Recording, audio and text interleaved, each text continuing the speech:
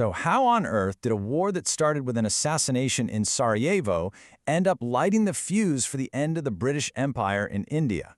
I mean, it's one of history's biggest, most tragic ironies. A conflict that was fought in the mud of Europe became this unexpected, powerful catalyst for India's fight for freedom. Let's dig into this incredible story. You know, in the summer of 1914, that's exactly how it felt to the people in charge. It wasn't some grand, deliberate plan. It felt like they were all just sliding, helplessly, into an absolute catastrophe. A single gunshot in Bosnia was about to drag entire empires and the hundreds of millions of people they ruled into a war that would literally redraw the map of the world. Okay, so to really get this story, we first have to understand what British India was like back then. Before the war, it was the absolute heart of the British Empire, the jewel in the crown. It was their most prized, most profitable possession. It wasn't just about money. It was this huge symbol of British power around the globe. And that's super important because that jewel was about to be asked to pay an unbelievable price. I mean, just look at how fast this all went down. That one assassination set off this crazy chain reaction of alliances, like a line of dominoes just waiting to fall. Austria-Hungary declares war on Serbia. Then Russia gets ready to protect Serbia. Germany, who's allied with Austria-Hungary, then invades neutral Belgium to get to France. And boom, just like that, Britain is at war. A local fight had gone global in a little over a month. Wild. So what was Britain's big reason for jumping into this mess? Well, officially, it was all about honor.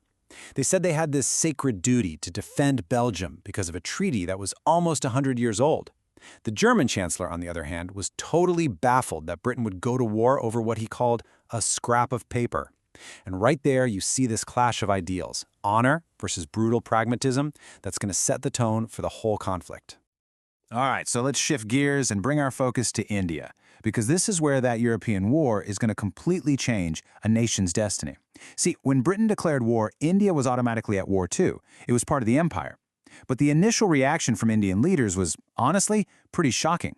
Instead of pushing back, there was this massive wave of support. And it was all a strategic bet based on a really powerful hope. Just let that number sink in for a second. Nearly 1.5 million men. And get this wasn't an army of conscripts. We're talking about one of the largest volunteer armies in history. Men from villages all across India signed up to go fight for an empire in places they'd never even heard of, in a war that had almost nothing to do with them. This old recruitment song, it just gives you a window right into why they did it. It really captures what was going through their minds. For a lot of poor, rural Indians, the war wasn't just about loyalty to the empire. It was a ticket to a better life. It was a promise of proper boots, new clothes, and good food. It was a chance, maybe their only chance, to escape crushing poverty. And it wasn't just people. We're also talking about an incredible amount of money. The entire Indian economy was basically rewired to fuel the British war machine.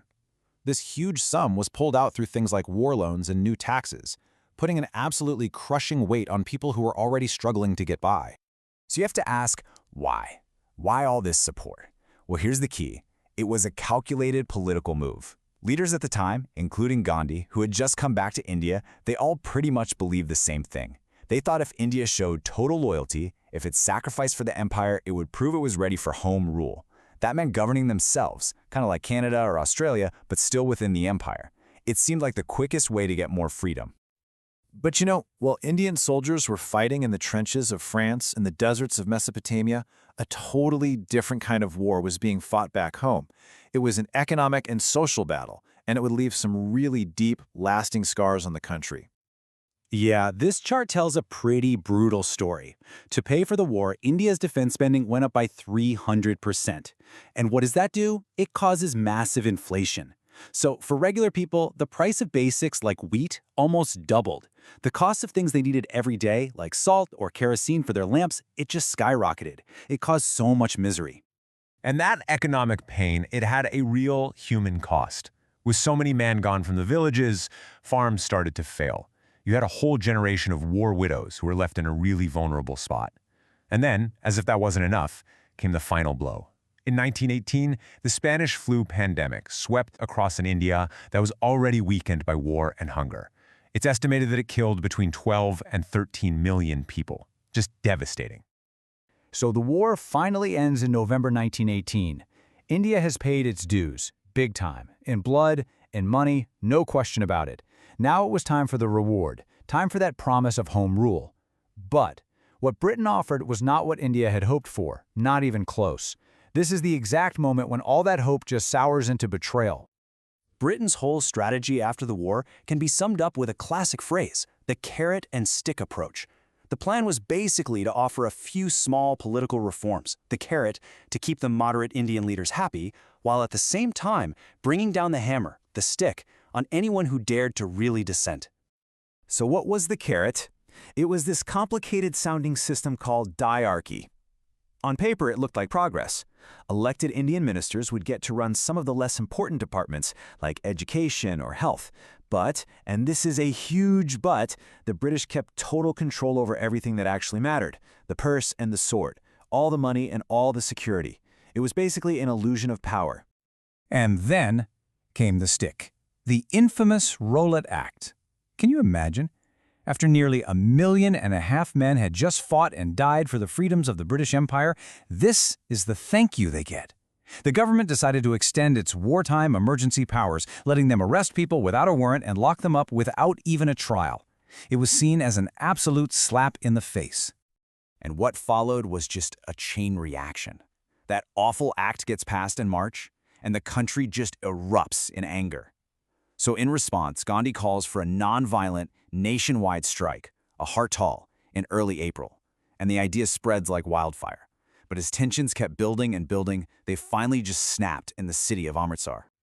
On April 13, 1919, British troops blocked the only way out of a walled garden called Jallianwala Bagh, and then they opened fire, without any warning, on a peaceful, unarmed crowd of thousands of men, women, and children. They kept firing for 10 minutes straight. The official number of dead was 379, but the real number was probably over 1,000. This one single horrific event just shattered any remaining belief in British justice. It was the point of no return. So you see how the war, the broken promises, that horrific massacre, it completely and fundamentally changed the fight for India's freedom. The old ways of writing petitions and trying to cooperate politely, they were dead and gone.